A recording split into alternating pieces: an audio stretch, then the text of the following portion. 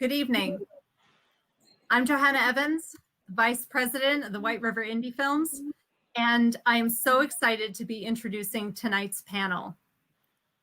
This topic is really important to me, and I've been spending hours a week volunteering alongside people in New Hampshire, Vermont, and Pennsylvania, trying to get out the vote and trying to educate voters about how to vote by mail and the importance of expressing their voice in this upcoming election.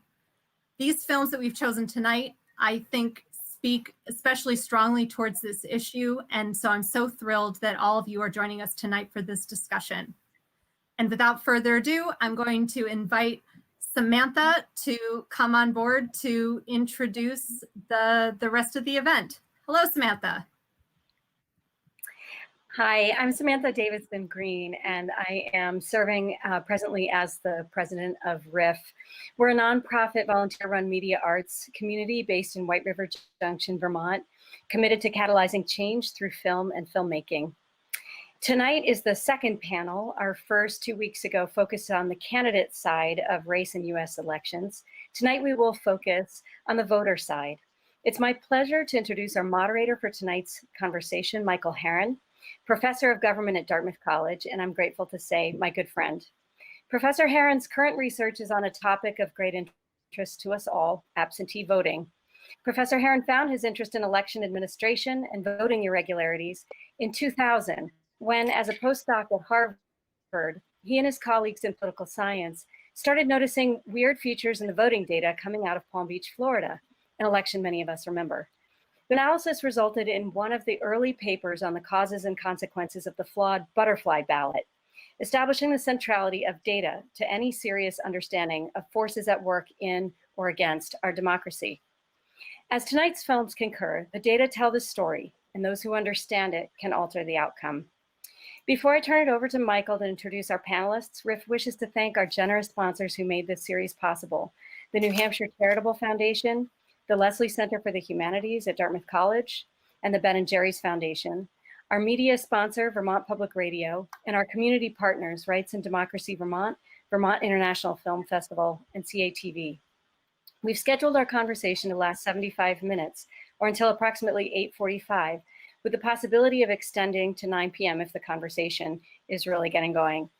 We encourage you to put your questions or comments in the chat, whether you're coming to us on YouTube or Facebook. They will all feed to us, and we will respond to those at some time after a moderated discussion. Please go to rif.org for further action paths. There's a big button that says action, and you can find a lot more information there, as well as further links related to the films. Thank you to our panelists and audience for being here and for your concern for this important subject, and welcome, Michael. Thank you very much, Samantha and Johanna, and I'm honored to be the moderator of this really neat panel. It's been really a great educational experience for me learning about our panelists and what they're doing. So I'm going to briefly introduce everyone, and then we'll begin talking. I'll start with the most, as I'm going to start our conversation with sort of general to specific. Our first panelist I'll introduce is Rebecca Green. Rebecca is professor of practice at William and Mary Law School in Virginia. She works on election law, which is obviously the reason she's here right now. Her work touches on redistricting, geographic information systems, and she's also involved with alternate dispute resolution. Rebecca Green has degrees from Connecticut College, and her law degree is from Harvard. And great, thank you, Rebecca. I'm looking forward to speaking with you. Next, I'll talk about David Daley. David is written 2 books. The second is called, or first or second, is called Unrigged: How Americans are Battling Back to Save Democracy. The other book, Johanna, if you could just cue up the title for the meeting. Thank you. I'll let you do the reading. So this is another book that David Daley has authored. I'm sure, David, I'm not the first one to stumble over exactly how to say the title. These books are all about sort of the contemporary voting experience in the United States. David is a journalist. His work has appeared in the New Yorker, the New York Times, the Atlantic, Washington Post, and he was a former editor of Salon. You recognize David because he was featured in Slay the Dragon. Thank you, David. Look forward to speaking with you as well. Now I'd like to introduce Othniel Harris. So I'm sort of now narrowing down to North Carolina, or voter experiences in particular.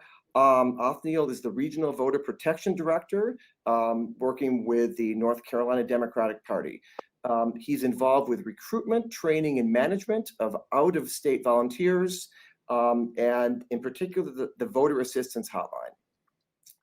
I had the pleasure of watching a YouTube speech that Othniel gave in spring 2019 to American University. Othniel was really neat.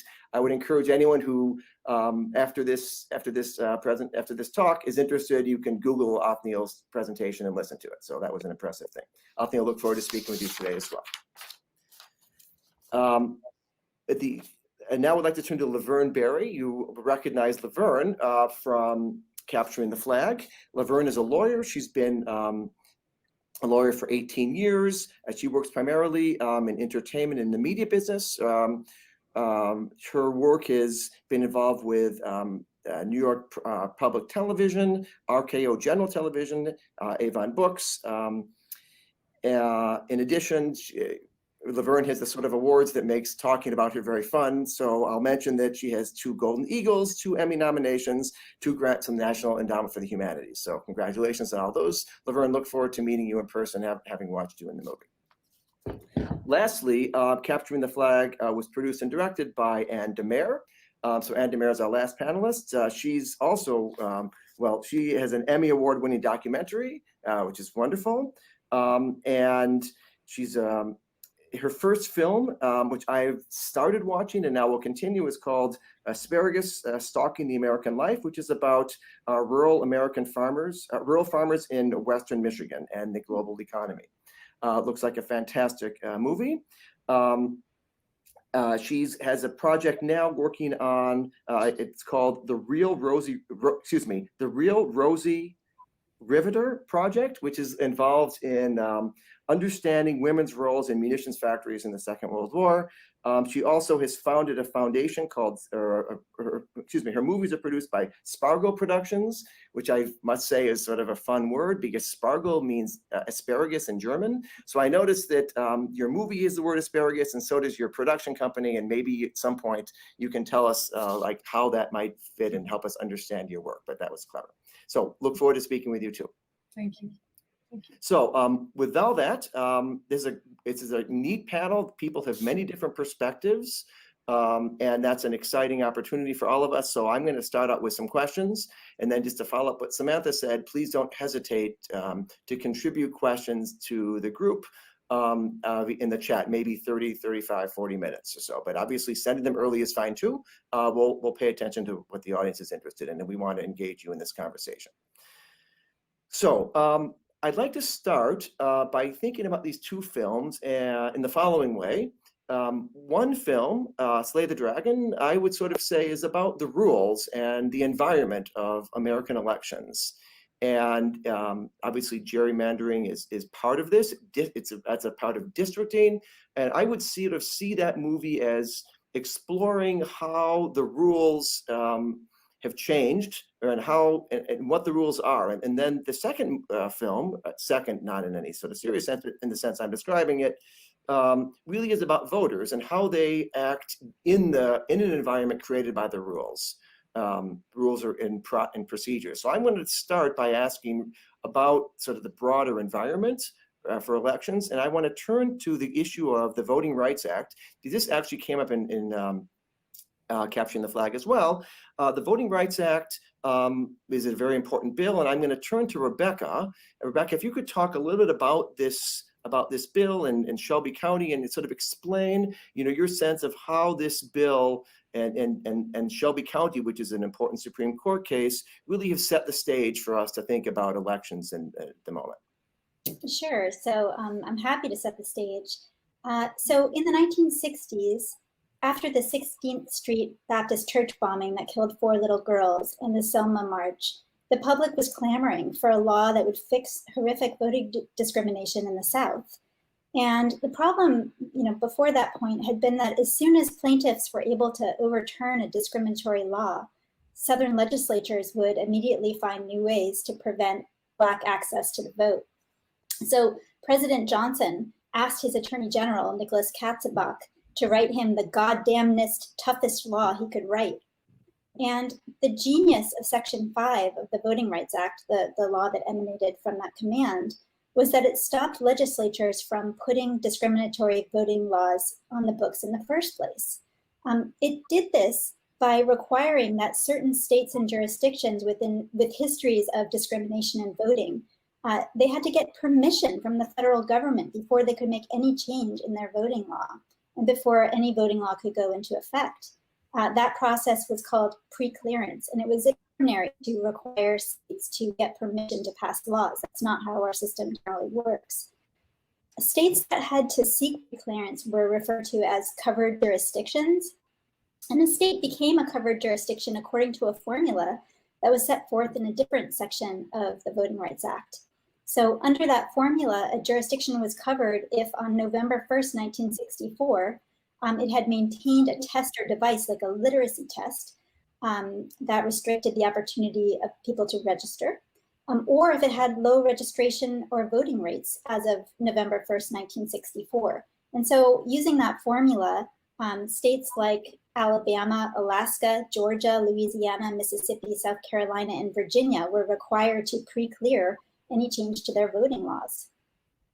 That provision went further than any before it in stopping discrimination in voting. Black registration and voting shot up in covered jurisdictions immediately following the passage of the Voting Rights Act. And Section 5 stopped who knows how many restrictive voting laws that would otherwise have seen the light of day. This formula remained in place using these triggers until 2013. It kept getting reauthorized by Congress every time it was about to sunset.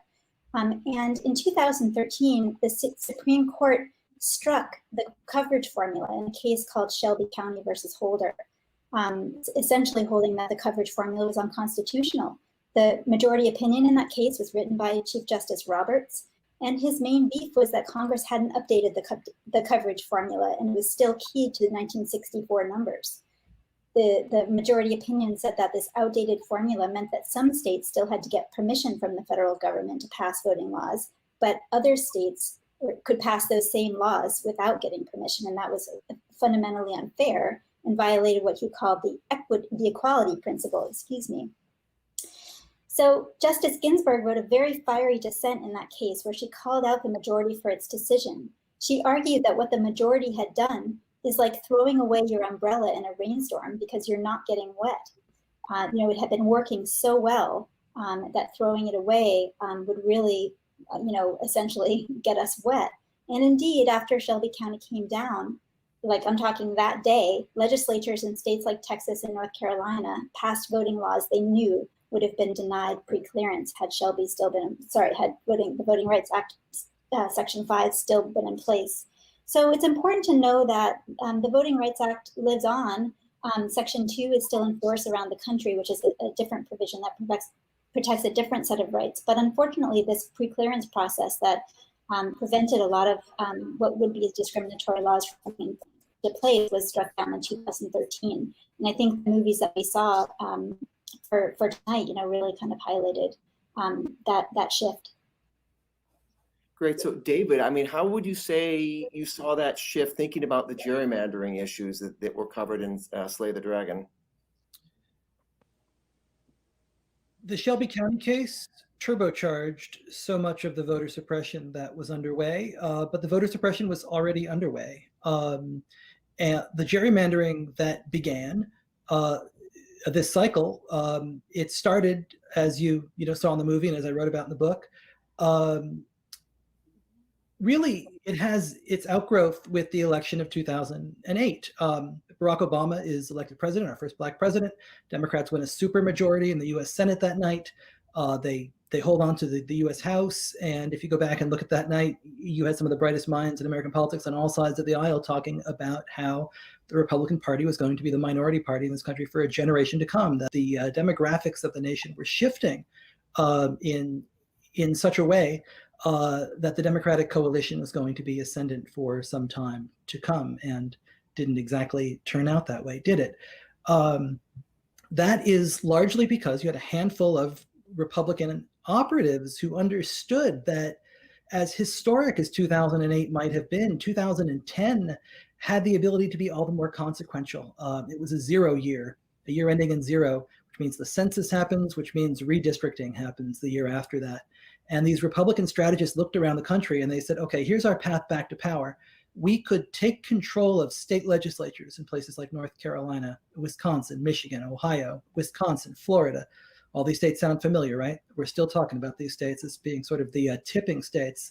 And if we could win 107 state legislative seats across these 16 states, they would have the ability to draw 190 of the 435 US House seats, and also the ability, of course, to enforce conservative policies in all of these swing state legislatures and really lock in enduring control.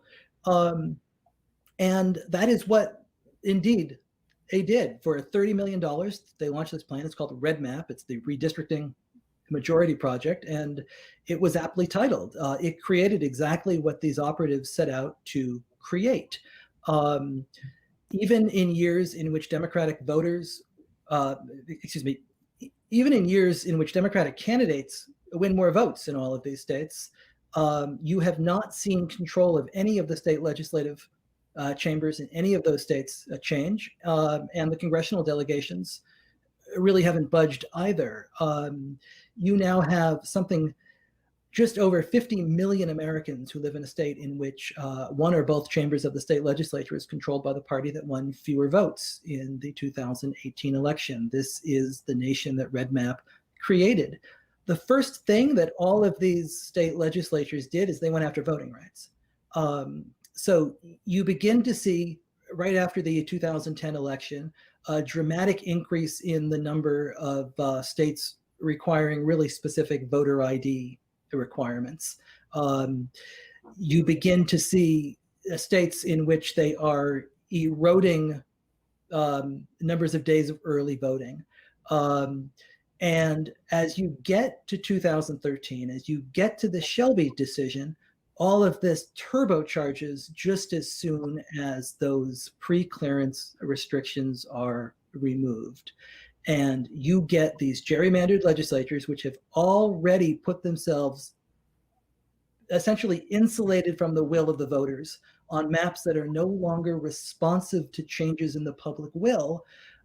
You begin to see a huge explosion, not only in voter ID bills, not only in the numbers of days of early voting being slashed, but you see precincts being closed across the South.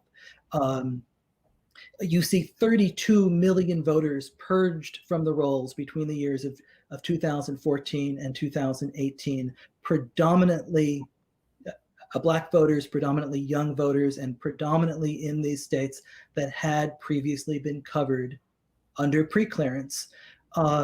This is not by happenstance. This is the product of a political strategy. I would say it's a political strategy by a party that has lost faith in the very idea of democracy and a majority rule, that looked at the realities of a changing nation and decided it would be easier to build barriers to the ballot box in front of those people who they did not believe would vote for them, rather than talk to them and persuade them. This goes back decades. You can trace a very young man that shows up in Washington in 1982. He goes to work in the Civil Rights Department of Ronald Reagan's Justice Department. He has a problem with Section 2 and Section 5 of the Voting Rights Act. He goes and tries to convince his superiors to oppose this reauthorization. He writes op-eds under their names. That man is John Roberts. He is now the Chief Justice of the U.S. Supreme Court. This is a 40-year exercise in trying to defang the Voting Rights Act, as Rebecca just talked about, at Section 5. The court agreed this week to hear a case from Arizona that takes aim at Section 2. Buckle up, everybody. Thanks. I'm wondering, I think this is for Laverne or maybe Othniel, because you've been in the trenches in North Carolina. Would you say that the voters with whom you worked, are they aware of this sort of issue about the Voting Rights Act? I mean, this is, Shelby County is one of these decisions that is sort of sitting in the background, and its influence is remarkable. Just to follow up one thing that what the panelists mentioned, literally all the changes that David was describing would have, the covered jurisdictions would have to get permission first. And so that's what was gutted. And I mean, it was a huge change. So Laverne, would you say, I mean, when you work with voters in North Carolina, Othniel, are they aware of this sort of, pre-Shelby, post-Shelby distinction? I think it depends on who the voters are. But many voters believe that they have the right to vote and they show up at the poll. And so they know from their own experience or anecdotal evidence that that particularly minority voters have problems actually exercising their right to vote, but they don't think of it in terms of a long 40-year game plan.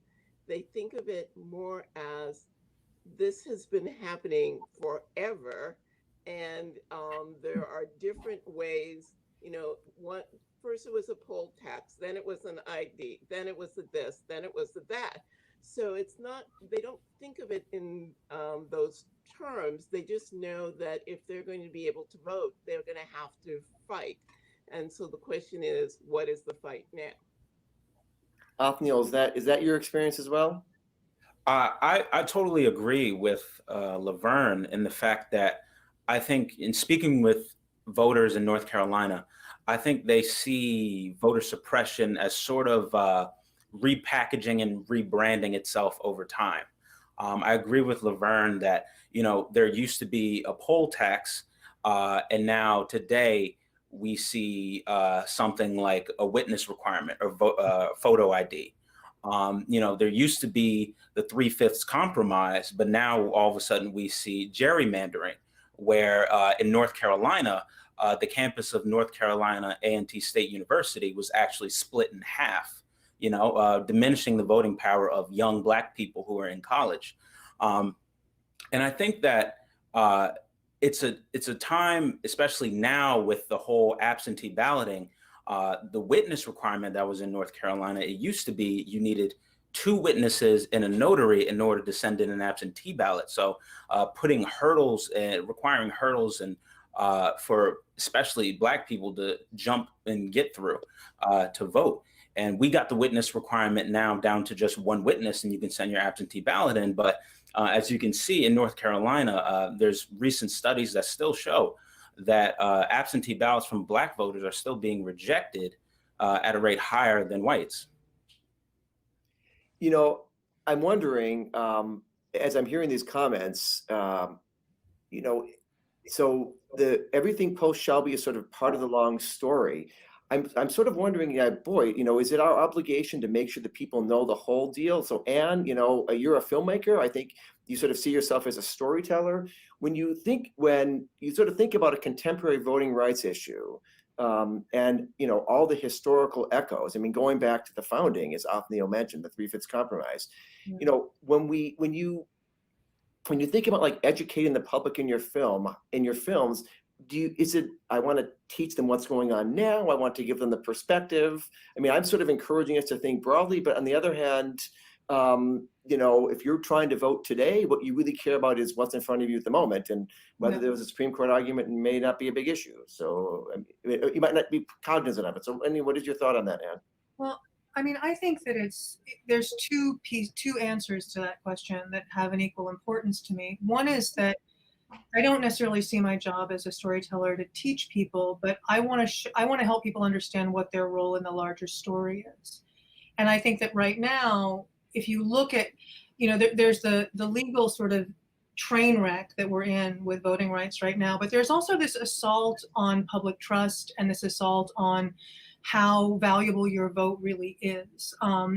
I mean, it's very obvious with the Trump administration and some of the things that he's doing in terms of, you know, questioning whether or not the election is going to be fair before it's happened, making people feel as if, you know, encouraging people to basically break the law by voting twice to see if the system works. Like, all of these horrible things are happening, and it erodes people's feeling of their own place in the democracy. So I think my feeling as a filmmaker is I want to look at who's telling the story of where we are as citizens in democracy.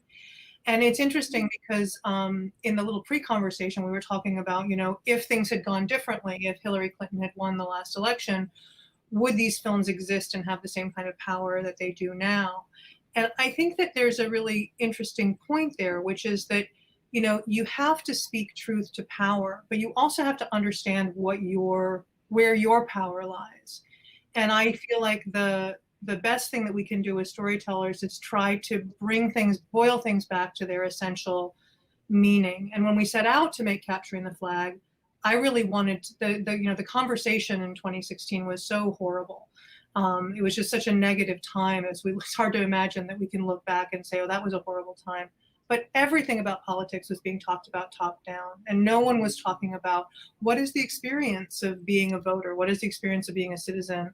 How can we empower ourselves to be better citizens and to participate more? So for me, our film is as much about citizen action and what everyday people can do to help make the system better as it is about the voter suppression from the legal standpoint.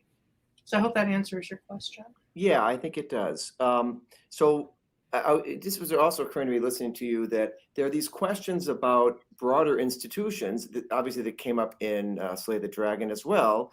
And now we're seeing, and as you just discussed, all this, comments about rigged elections and fraud. And I've written papers on fraud, and there's no evidence for systematic fraud in American elections. And I'm just wondering if how do you see in your voter protection work, for example, Othniel, again, this may be, I don't know if the people with whom you work are sort of thinking about this broader question, but do you see evidence of like trust in institutions? One thing that we saw in Slay the Dragon was that people realized that if they're in a packed or a cracked district, your vote is much less likely to be pivotal, have an effect on an outcome. And so now you can imagine the same sort of dynamic where people making charges about the entire efficacy of the electoral system. I'm curious, when you're recruiting volunteers, do you see people responding to that in a negative way, in a positive way? Yeah, I mean, I think in my experience managing the voter assistance hotline, I mean, people call in and they have, it's sort of like a hesitancy to believe the information we're giving them about the process. And they kind of have a way of like, all right, I'm going to take your word for it, but, I'm still going to do the research on my own type of thing. There is some type of mistrust in the electoral process right now. And I think that's because of a long-term misinformation campaign, not only by the current president of the United States, but by the Republican Party over a number of years. The types of information, even just this year, when we talk about mail-in balloting, there has been a campaign since the summer to misinform voters about the legitimacy of absentee voting. So what do you, when someone calls you or your volunteers and you explain and they say, I don't believe you, like, what do you say? Wow. You know what? There are times where I do tell people that, hey, if you don't believe me, sometimes I even like to show them a certain article, a certain article by like the Brookings Institution, or go to certain research that's been done, or even saying look up certain court cases where I believe there was a court case between a federal district court and Greg Abbott from Texas. He's probably going to be in the courts again, Governor Greg Abbott from Texas, where they were basically talking about voter fraud. And the judge was like, all right, prove to me how many cases of voter fraud have you had? And they kept saying, there's massive voter fraud in Texas, massive. And then the judge was still like, hand over the data, hand over the evidence of voter fraud. And they could only bring up only two cases in the history of Texas elections for, I think, about 10 years that proved that there was only 2 cases of voter fraud over 1,000 votes over those years. So I think sort of us having the good consciousness of our heart of sending out the correct information, that's all we can do sometimes. And we can try to reinforce it by saying, you can look up these things or you can visit these things. But at the end of the day, it's hoping that, they take our word for it. And, people who are volunteers on the phone, they literally tell them, like, I'm a volunteer, I wouldn't lie to you about these things. All right, thank you. David, you were nodding, and I'm thinking about your Unrigged book now. I mean, how do you help people, to use your term, unrig some particular feature of an electoral environment when there's like disagreement about, or there's this fundamental mistrust, disagreement about what the facts are? I might not be as worried about that as some others, because I think that this is a political project. I don't think it's a project of the American people. I think that, and all you've got to do is look at what happened on redistricting in 2018 to see this in 5 states, and these aren't 5 blue states. 5 states passed redistricting reform at the ballot box, and they were Utah, Colorado, Missouri, Ohio, and Michigan. So you're looking at purple states, red states, with the exception of Utah, where it was exceptionally close. It was above 60%, even into the 70s in some of those states. The American people are behind this. We don't like cheating. We don't like politicians having the ability to draw their own lines and choose their own voters and entrench themselves in office. You saw this in Florida as well, where in 2018, you had the success of Amendment 4, which returned voting rights to 1.4 million people in Florida, returning citizens who had a felony conviction in their past. And they were given their voting rights back. And that won with 64% of the vote in Florida before a gerrymandered legislature and a packed judiciary had their way and essentially added a modern day poll tax on top of it. But the people of Florida, even in 2018, when they elected a Republican governor in Ron DeSantis and a Republican senator in Rick Scott, almost 2/3 back Amendment 4 because it's the right thing to do. So I think when you look at the people are on the right side here. So Laverne, I'm thinking about some scenes in the movie in Capturing the Flag where you're explaining to voters what they need to do, or your colleagues are doing the same thing. Did they always believe you? I mean, when you would say, okay, someone comes and says, I was sent from this precinct over that, I can't remember the individual woman's name, but there was a scene in Capturing the Flag where this happened, and you or one of your colleagues said, no, do this. I mean, do people always say, oh, yes, I'll do it? Or do they like question you? I mean, just thinking about this whole issue of trust, what has been your experience? I would say most of the time they trust us. And I think there are 2 reasons for that. One is, yes, before we get out on the streets, we study, and in 2016, it was 66 pages of law. So 66 pages of election law to be able to have someone be able to exercise their right to vote. So yes, we can point to specific things and say very specific things. But more than anything else, I think that people really want a witness to what's going on with them and how they are working to be able to exercise that. So if you tell someone that, yes, we will try and figure out where you are, and yes, you can call me back, and yes, I will help you, they will believe that you're there to help you, to help them. And And that is a real trust in the system, because people want to be able to believe that their vote is going to count. And the more that you can do to reinforce that belief, the better. So I get very good experience and very high turnout in terms of people believing what we have to say at the poll. Okay, good. I want to follow up on that in one way here. And another sort of institutional question, which is related to districting, which is this whole, it was the Electoral College, which is another form of translating votes into outcomes. And I think it's a set of institutions that can also lead people to wonder, sort of what Laverne was getting at, like, what does it mean to count? That could mean, okay, my vote is tabulated, but the point of Slay the Dragon is your vote might be tabulated, but if it's in a district that is a very funny shape, it counts, but only in a different sense.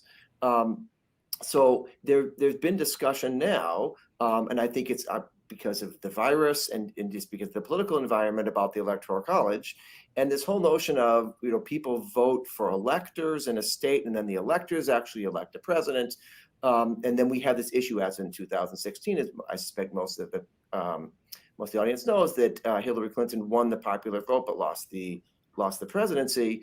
One thing that's come up is like electors, and whom do they represent and what do they have to do? Rebecca, if you could give us a quick overview about this. So Rebecca sent me one of her papers about faithless electors. If you could just sort of very briefly explain this, and I think this is really a districting issue as well. And it's related to the same sort of issues. If you could sort of just give the audience a sense of what that means and how that fits into this conversation. Sure. So the Electoral College, as you mentioned, is actually how we elect our president in the United States, and it's evolved somewhat over the course of U.S. history. But essentially, what happens in states is that the electors follow the will of the popular vote. So if the popular vote in the state goes for one candidate, then the electors are all pledged to that candidate, and they cast their votes for that candidate. In 2016, we had sort of an extraordinary situation, which is we had more faithless electors than we'd ever had. A faithless elector is someone who's pledged to vote for a candidate based on the popular vote in their state, but they choose someone else. And in two of the states where this happened, Washington and Colorado, those states had laws on the books that actually either removed or put criminal penalties on faithless electors. And those faithless electors sued, and they said, we have direct, constitutional authority to cast votes according to conscience. And this year, conscience dictates that we vote not for the popular vote, but for someone else. That went all the way up to the Supreme Court. And the Supreme Court ruled over the summer that states could constitutionally bind electors. And that was a good outcome in the sense that it clarified that question, because you can imagine, if we were going into the 2020 election and electors could vote for whoever they wanted to vote for, they'd been freed by the Supreme Court if it had ruled otherwise, that might have made us nervous about, whether our votes really matter on November 3rd. But it's interesting because, it's sort of like be careful what you wish for, because, when President Trump went into the hospital the other day, a lot of people in the election law world were wondering, what happens if, let's say Donald Trump wins the popular vote, but doesn't survive, until when the electors actually cast their ballots in December. And so, don't we want sort of faithless electors at that point being to vote for someone besides the popular vote winner? And that question actually was expressly acknowledged by the court in the faithless electors case last summer, but they said it was sort of beyond the question that they were deciding that day. So they left the question open of what happens if a candidate dies after the popular vote is in. So it's very complicated, and there's sort of a lot of discussion about what actually will happen. But I guess the bottom line is, and sort of the takeaway that I think people should draw at this point, is that our Constitution delegates to state legislatures the authority to appoint electors. And it may be that state legislatures in some states like Pennsylvania play a greater role in appointing electors than some of us may be comfortable with. So I think we're going to have to sort of wait and see what happens. So David, is this another sort of dimension of gerrymandering? I mean, not gerrymandering in the sense of like literally drawing district lines, but is this another way that like the individual choices get translated through this political mechanism and maybe have some pretty unusual properties or features? What do you think? I do. I mean, I think it's really concerning. I mean, we don't necessarily, you know, when you vote for president, as Rebecca said, you are voting for an elector. You are not voting for the candidate you think you are voting for. And, you know, the law around this and the constitutional guidelines have in some ways, they've just never been tested. And I'm not sure we want them to be tested.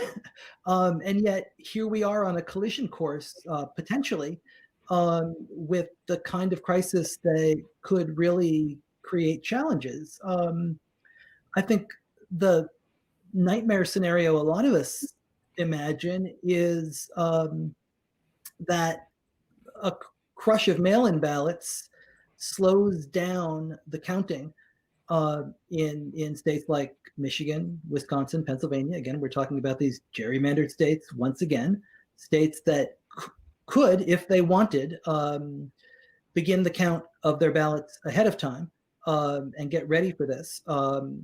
Michigan just this week gave their election officials a 10-hour head start on the 2.1 million ballots that they're going to have to count by mail, which is not going to be enough. So we could have slower results than usual.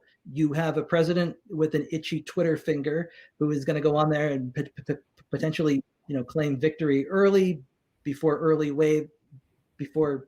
all of the mail-in votes that could lean Democratic come in these states. You've got lawyers who are going to be rushing into courthouses around the country.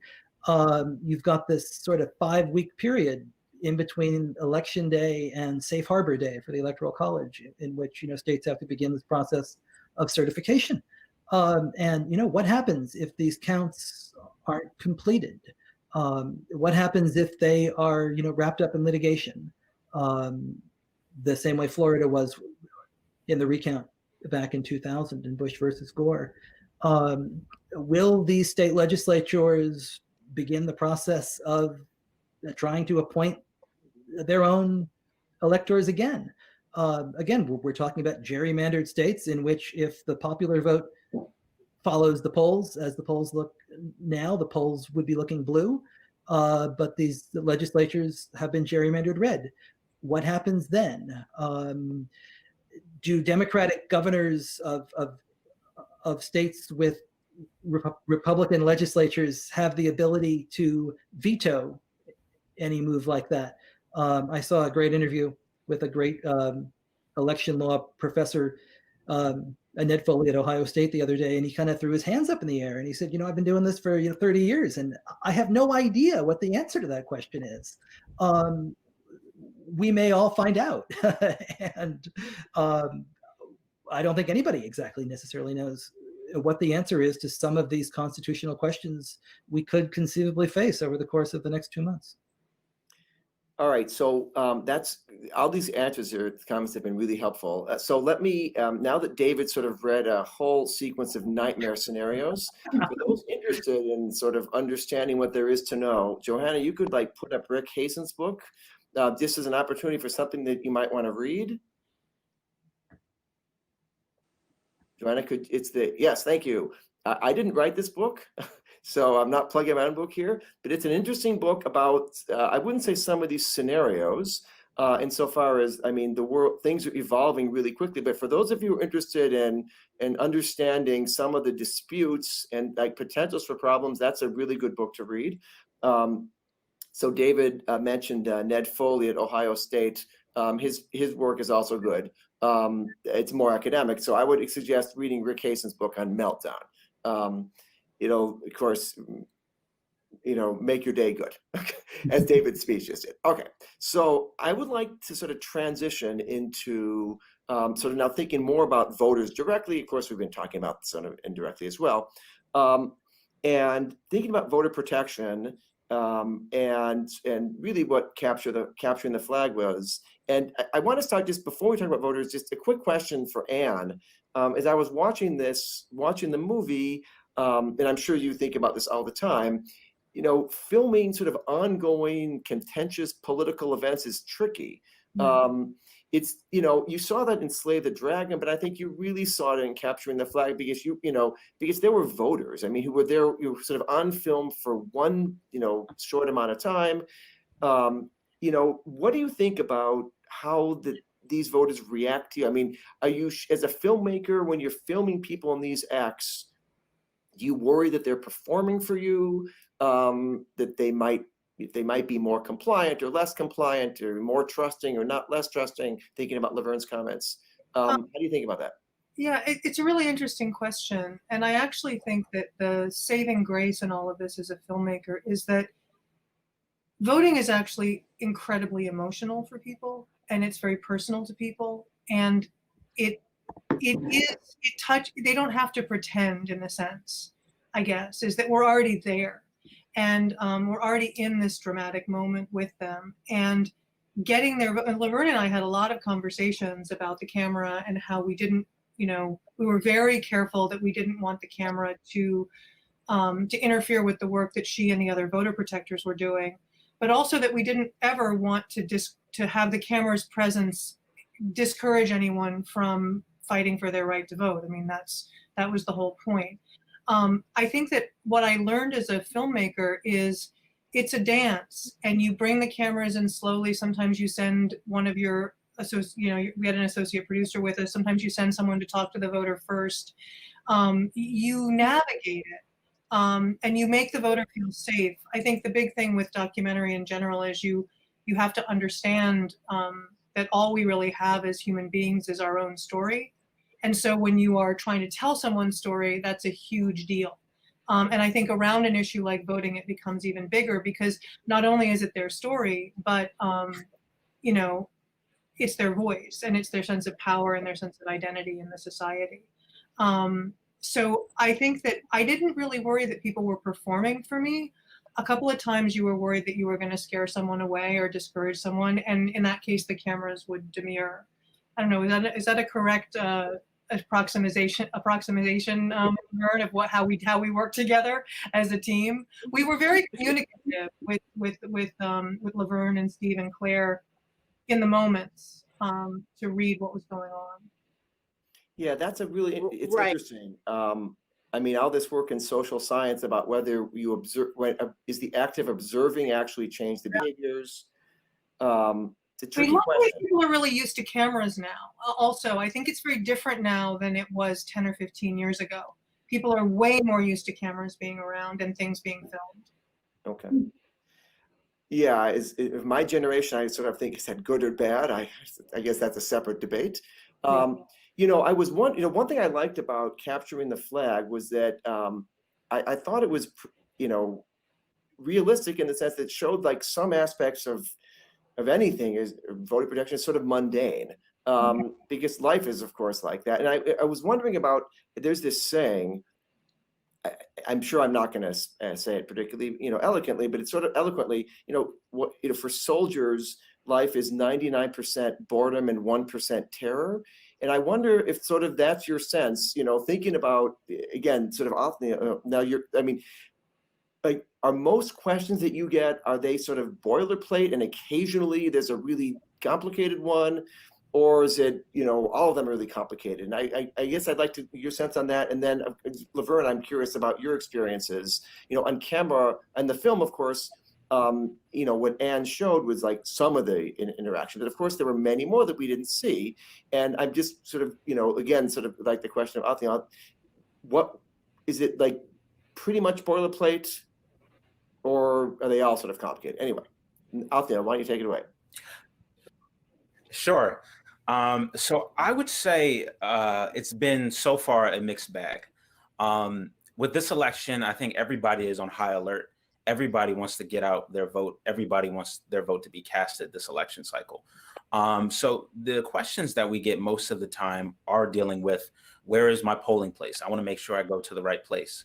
Or how do I register to vote? How do I get my absentee ballot? Where do I request my absentee ballot? You know, or even people call in and they, you know, have questions about the witness requirement for the absentee ballot. And some people may think those questions are mundane, but I think those questions are really important in the long haul, especially when it comes down to absentee voting, because COVID-19 has changed everything, and people aren't used to voting by mail mostly. And, you know, we have projections that, you know, possibly close to 40% of our voters in North Carolina are going to take advantage of voting by mail absentee this year.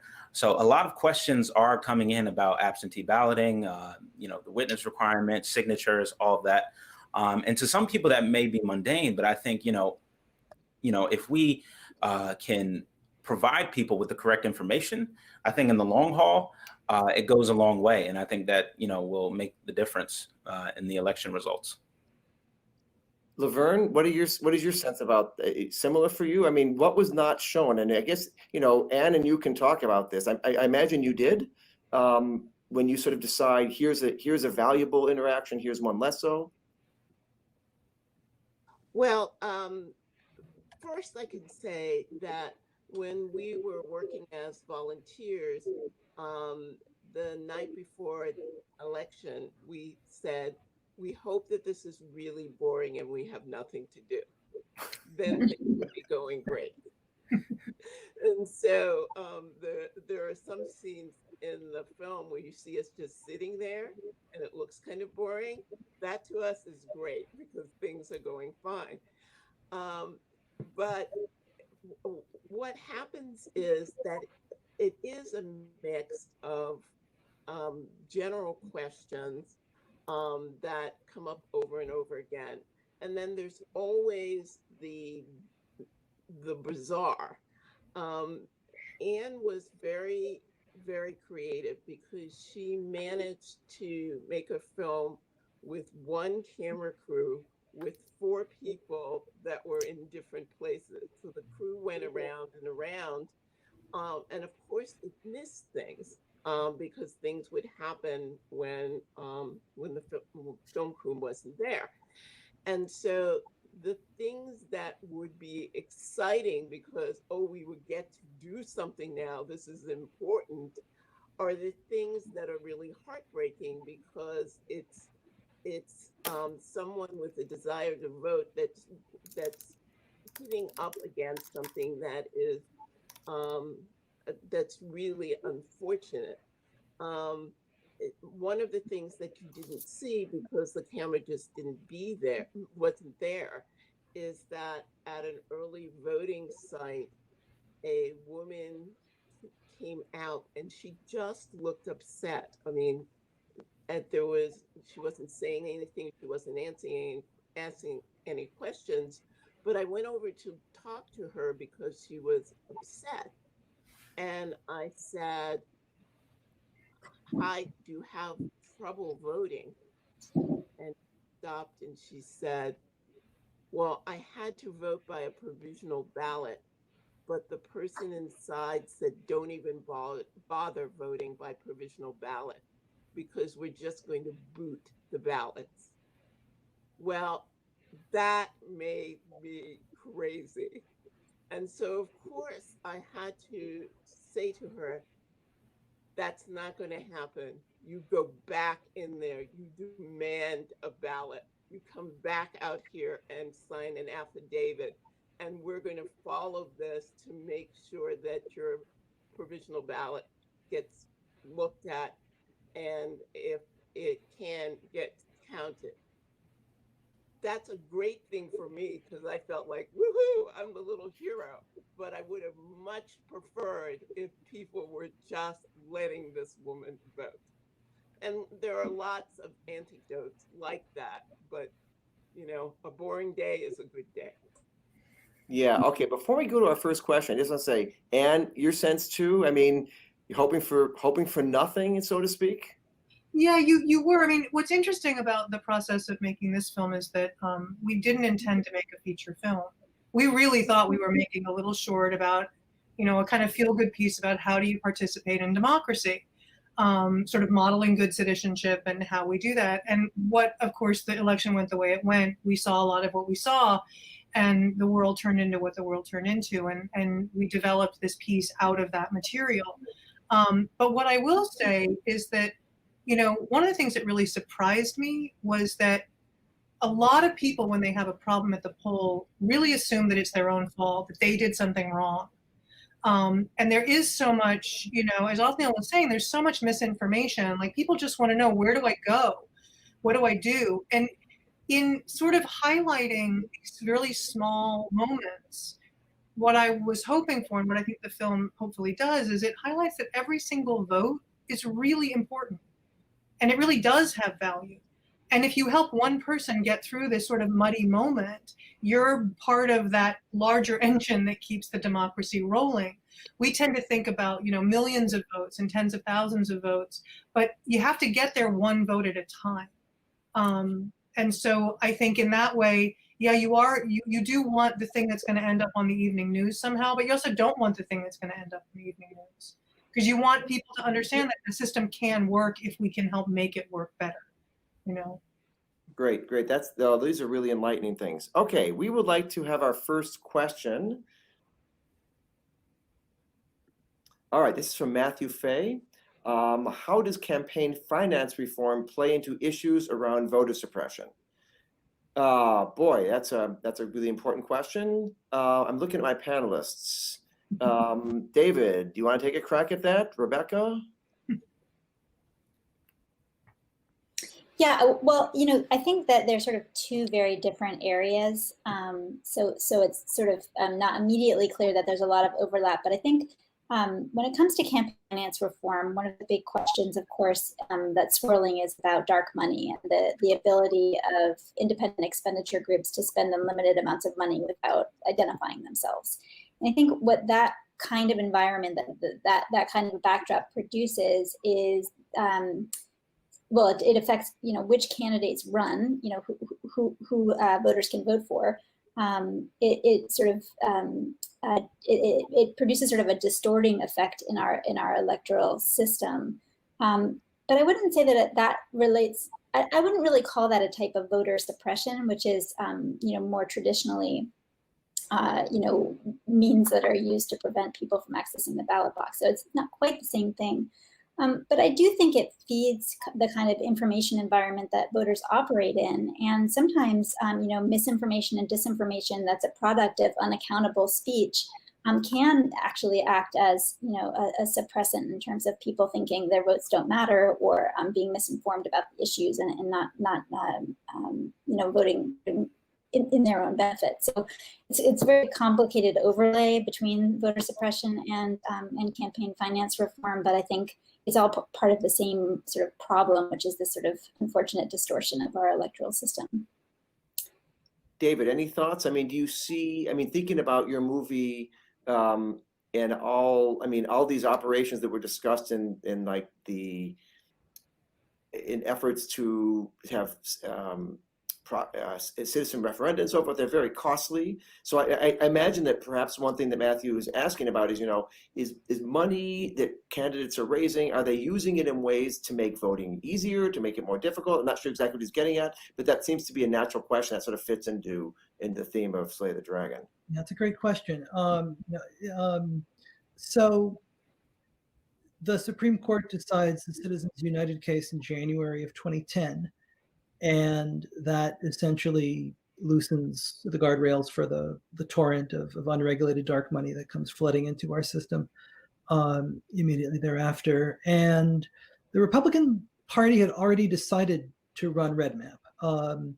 So they had already begun raising the $30 million that they would spend on the state legislative play, with the goal of trying to control districting the following year. But what I certainly learned as I tried to follow that money in the book is that it made it extraordinarily difficult to sort of track where the money was coming from and where it went. a lot of that money, as my North Carolina friends know, ended up down there, in, you know, being filtered through Art Pope and some of his groups, and you know, found their way into negative campaign ads that attacked incumbents in North Carolina's House and Senate, and led to the Republican takeover of the House there. So certainly, the Republican strategy on redistricting in 2010 was set when Citizens United came down, but it made it easier, and it made the folks who funded it far less accountable. But absolutely, everything you say about initiatives is, you know, is also deeply relevant. The kind of dark money that goes into our political campaigns also winds up in these amendment races, and oftentimes it's the same dark money forces tied to the Koch brothers, are sort of tied to these, you know, various, you know, freedom foundation and organizations in various states that end up with millions of dollars to sort of fund legal battles, the likes of which you saw in Michigan in the film and in other states. Okay, great. Thank you. Two things. We're going to go till another 15 minutes here, and I want to address the next question. Joanna, if you could. Okay, great. Fair enough. Awful to have to ask this from Sandra Steele. What sense do panelists have of potential intimidation from threats by militia-type people? So let me turn, Othniel, to you first. Because I mean, I think you probably have the closest, you're the closest to like hearing about this from voters when they call. So one question that I'd ask of you is like, are people calling like concerned about this? And then I'd like to ask, and my follow-up would be, I think, to Laverne and potentially to Ann too. Is like, did you see any of this in 2000 in the previous election, 2016? And you know, as you think about the upcoming election, Laverne, you're going back to North Carolina, I believe. I hope so, yes. Hope so, yes. How are you preparing, you know, for the potential of this? And like, do you think this is a real issue? I mean, this is one of these things that I think is floating around. Anyway, so Othniel, could we start with you? Sure. So we haven't been receiving calls about these types of militia types so far. And I don't want to put fear into the hearts of voters or to the audience, but there is a organized, leveled campaign to suppress the vote, to not only to misinform voters, but to also try to intimidate election officials, to try to you know, stand outside and, you know, wave flags. Like there was an example most recently in Virginia where the supporters of the president were blocking the entrance of an early voting site. Those are types of things that are going to be seen throughout the nation. And we also know that, you know, we're going to have our own observers at the polls, but also, you know, the Republicans are going to have observers at the polls.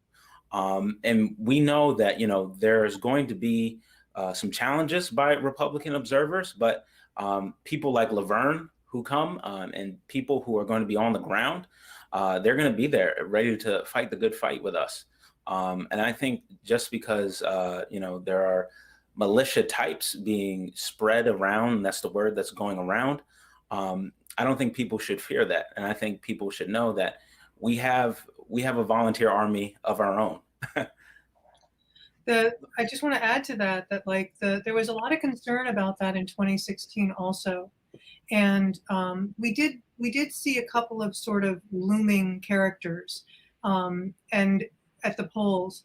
But what we found was a lot what Othniel's saying is that there were so many volunteers on the other side from Democracy NC, from the NAACP, from various organizations that were there, that, you know, it is all of us coming together to vote.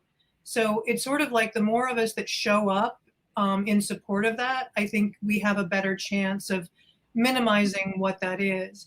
And the people that we saw, I mean, there was one person at an early voting site that was sort of lurking around, and there was someone at the Cliffdale Recreation Center at the end of the night where Laverne was in the film. But they didn't have a huge impact on the overall, on the overall environment there. Not to say that there won't be things, but I'm also all about, like, we don't want people to be afraid. We need to understand that is still and should always remain a fringe mentality.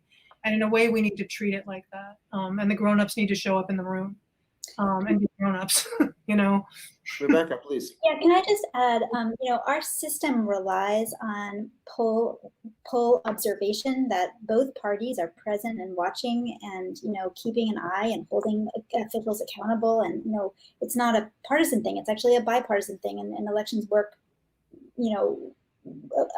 baked into our system is the idea that candidate representatives, party representatives from both sides, from all sides, will watch the system work. And so there are some challenges this year related to that.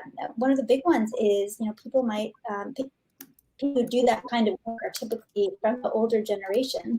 And there's some concern that kind of observer, core won't be available this year because of people will be concerned about COVID. So I think there's a lot of work to do to energize young people to fill election observer roles. I think that's going to be really important.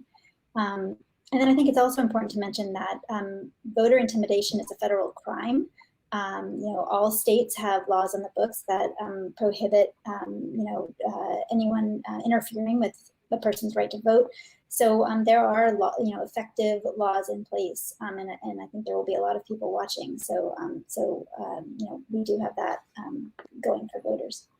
So Laverne, I know I asked you a follow-up, but I want to withdraw because I want to ask a different one, given that I've just heard. I mean, sorry. Do you think? I mean, listening to what we just heard about this question.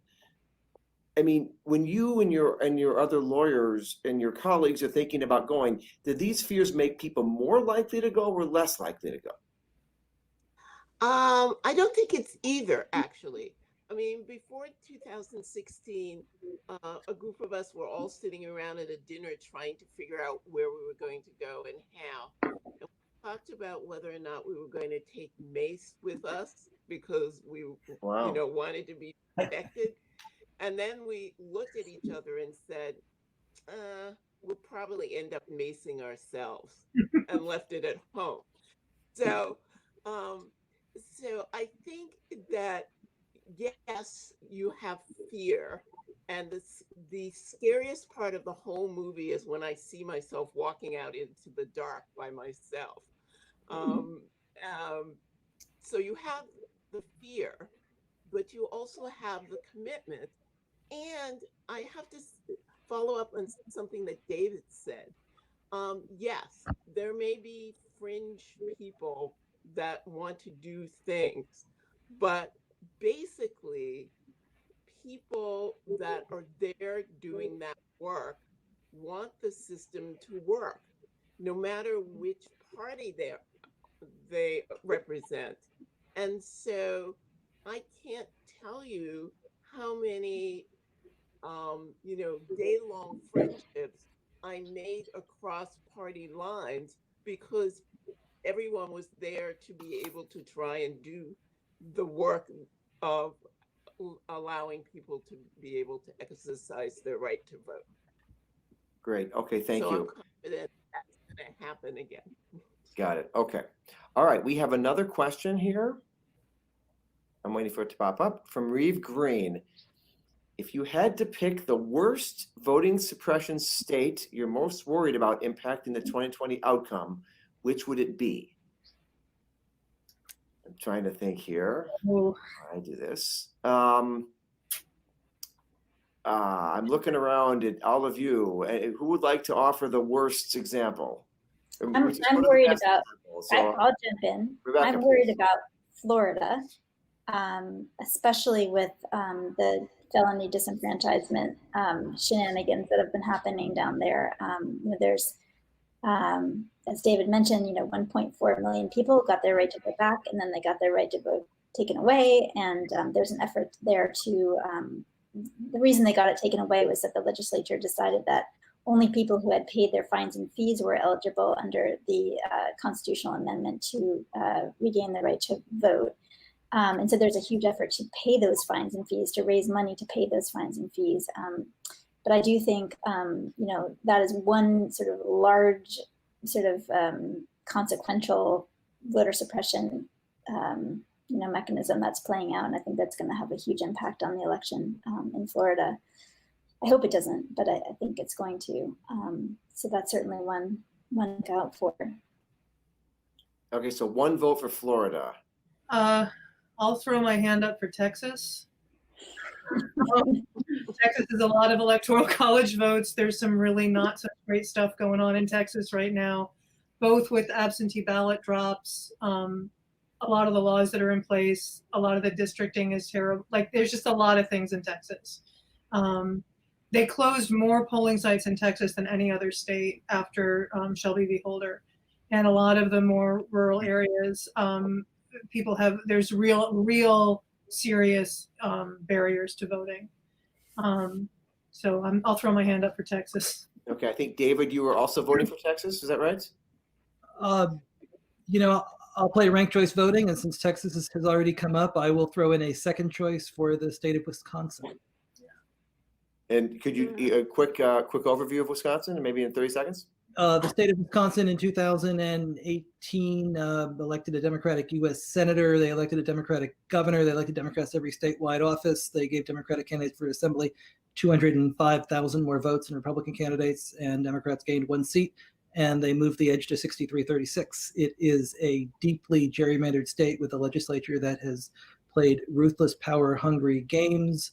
They have enacted a voter ID law that's one of the most stringent in the country. Lots of people think it prohibited as many as 300,000 people from reaching the polls in 2016 in a state that was decided by about 22,000 votes.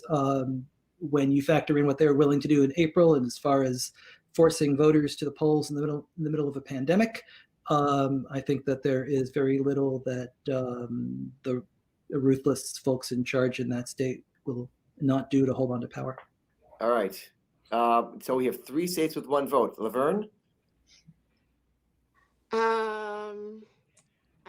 I think I have to go with my gal Ann and go to Texas, but I'll also do ranked choice voting and have Wisconsin for 2.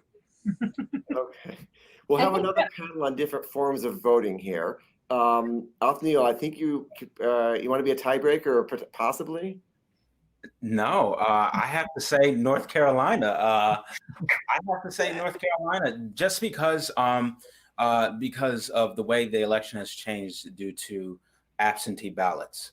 North Carolina has one of the highest absentee ballot rejection rates in the country.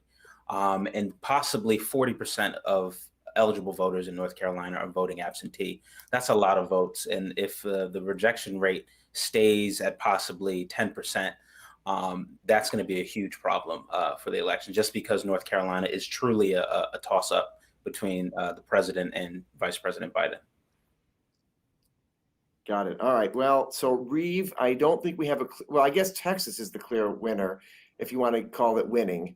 But all right, good. These are all interesting answers. What this, I think all those answers show you is like how varied and widespread some of these issues are. In some ways, I sort of wish that everyone knew they could say, oh yes, of course, it's there.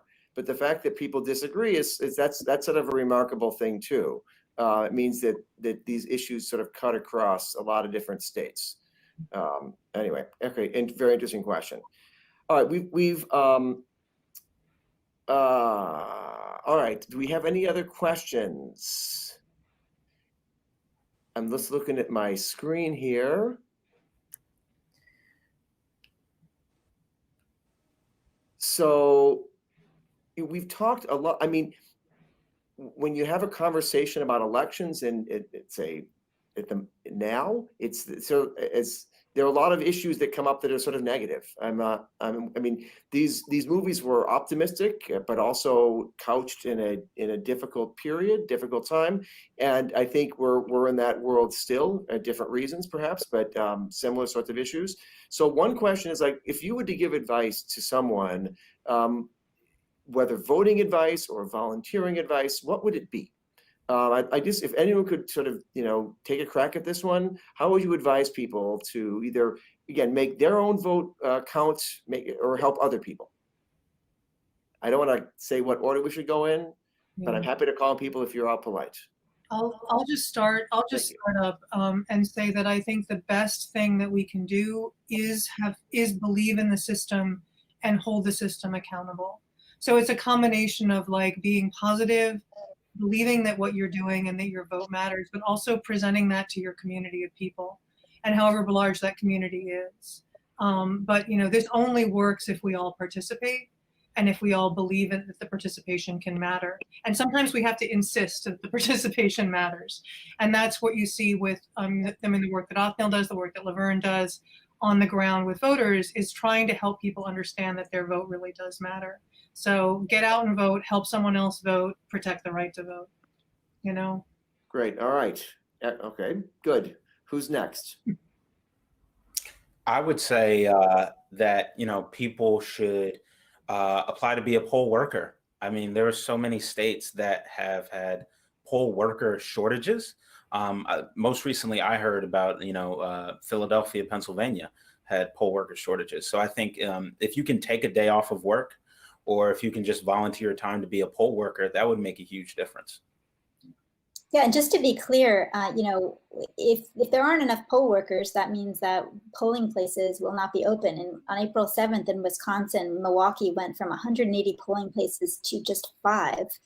And the reason was that they didn't have enough poll workers, which is hard to wrestle up in a pandemic. So I echo that point that, to the extent that you can either volunteer yourself or recruit young people to be poll workers, that would be a really important way to contribute. And I think another way to contribute is just find out what the accurate information is for how to vote. What is required for an absentee ballot to count. I'm worried about people submitting incomplete absentee ballots. They're not signing it. They're not putting the date on there, or whatever the requirement is. That could mean that vote doesn't count. So to the extent that people are able to ensure that they understand how to vote absentee and that they're able to spread accurate information, I think is really important. Great. David or Laverne? I would say, I would emphasize that make a plan for how you're going to vote, and then make a plan to help somebody else make a plan. Because the only thing that is better than your own plan is you're really helping 1, 2, 3, 5 other people make their plan. And I think that's the most important thing, because sometimes people need some encouragement, or they may need some help, or they may need being driven to the polls. So make your plan and then help them make their plan. Great. Okay, David. Make your plan, but then remember, this is a redistricting year. This is a census year. Once again, the White House is on the ballot. The U.S. Senate is on the ballot. Those are the races getting all of the sexy attention. It's the state legislators on the back of your ballot who are going to be drawing the districts that you live in your state for the next 10 years. So don't just vote at the top of the ballot. Vote all the way down. Understand that your democracy is on the ballot, that these district lines, they are the building blocks of it. And when they get twisted by legislators for their own partisan ends, it severs the connection between you and a representative democracy. You can take it back this year, up and down the ballot. Great. Those are all good answers. I'm going to throw in my own answer for a second too, following up on what Rebecca said. I think Sandra mentioned in the beginning of this program, Samantha, excuse me, my work right now and academic work is on absentee voting. And one thing that my colleagues and I are interested in is like how experienced people how experienced absentee voters are different than inexperienced absentee voters. That's a really important issue this year because so many people are voting absentee. Therefore, they're new to absentee voting. And what we have been able to find with our data from Florida is that the rates of like late ballots and mistakes that cause rejections are 2 to 3 times higher for people who are inexperienced. So when you think about this sort of planning advice, and we've heard different dimensions, it's really worth keeping in mind that what the research is showing is that people who are new to absentee voting just make more mistakes. And it shouldn't really surprise us. People new to anything make more mistakes. But you can really see it here. And in some states, if you submit your ballot with missing a signature, you have no choice. You have no chance to fix it. Some states you do. It varies by state. But I would encourage people, when you think about making sure your vote counts, that should, really paying attention to those directions is particularly important. This has been a fantastic conversation. I've really enjoyed it. It's been great getting to meet all these panelists. I sort of wish that we were in person. I'm sure a lot of us, obviously that's just the world right now. On the other hand, it does make it easier to have these meetings of people scattered around the country. So we'll look on the bright side of that one too. I just wanted to thank the 5 of you, as well as all the audience, and the questions that were submitted, and RIF. So thank you very much. I hope everyone enjoys the next month, the run up to the election. I hope you all learned from this great conversation. Okay, thank you.